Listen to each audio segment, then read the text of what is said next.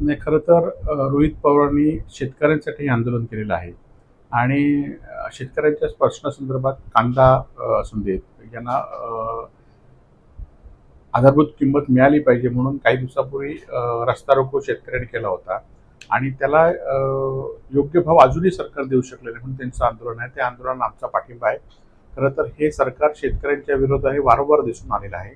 आज पण कर्जमाफीची घोषणा केली आहे, परंतु कसे कर्जदार शेतकरी बसणार नाहीत हे एवढे नियम त्यामध्ये घातलेले आहेत आणि त्यामुळे या योजना फसव्या आहेत आणि त्याच्या विरोधात ते जर शेतकऱ्यांच्या विरोधात कोण आंदोलन करत असेल तर त्याला आमचा पाठिंबा राहील. खरं तर महेंद्र दळवींनी किंवा गोगोल यांनी विधान करून उपयोगाचं नाही, तर माननीय मुख्यमंत्र्यांच्या मनात काय आहे आणि मुख्यमंत्र्यां कोणाला करतील किंवा मुख्यमंत्री सेनेला कुठपर्यंत थांबवतील हा खरं तर प्रश्न आहे. त्यामुळे यांच्या विधानाला कुठलाही अर्थ नाही, तर मुख्यमंत्री ठरवतील तोच पालकमंत्री रायगडचा होईल. नाही, खरं तर खरात प्रकरणामध्ये उज्ज्वल निकम हे आता एका पक्षाचे खासदार आहेत आणि अनेक नामवंत वकील या राज्यामध्ये आहेत आणि त्यांनी सुद्धा अनेक चांगले खटल्यांना चांगला न्याय दिलेला आहे. खरं तर उज्ज्वल निकमांनी सुद्धा त्यांच्या वकिलीबद्दल किंवा त्यांच्या देशभक्तीवर शंका करण्याचं कुठलंही कारण नाही, परंतु ते एका पक्षाचे हे असल्यामुळे लोकांच्या मनामध्ये शंका येईल म्हणून त्यांनीच खरं तर स्वतःहून बाजू राहिलं पाहिजे आणि ह्या नामवंत वकील जे आहेत त्यांना ही खरात प्रकरण दिलं पाहिजे.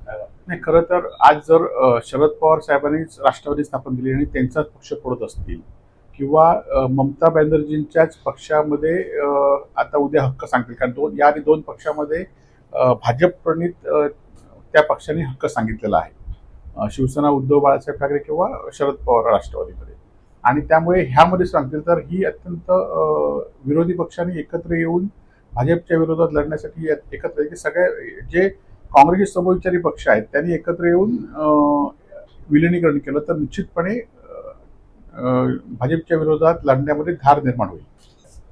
पक्ष हिताला प्राधान्य पण अनावश्यक हस्तक्षेप असल्याचा विचार केला जातो.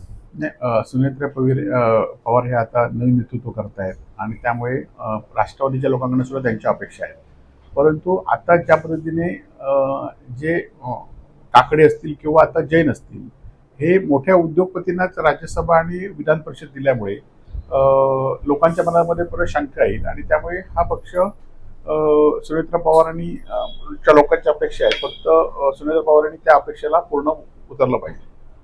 आपल्या परिसरातील बातम्या आमच्यापर्यंत पोहोचवण्यासाठी स्क्रीनवर दिलेल्या क्रमांकावर संपर्क साधू शकता. दूरध्वनी क्रमांक 8652414343.